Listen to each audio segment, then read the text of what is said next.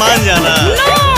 झूठो के नु कला कइले बड़े रो देखे बुझत का कौन गाड़ी चलावत तनी ऐसे कैसे रो राखते देखत तनी लड़ा दी फोन उठाओ के खाली कहने इतना का खिसिया तनी कबो बीच या कबो बंद बताओ ता काहे अरे बैटरी डिस्चार्ज हो गई रहे अच्छा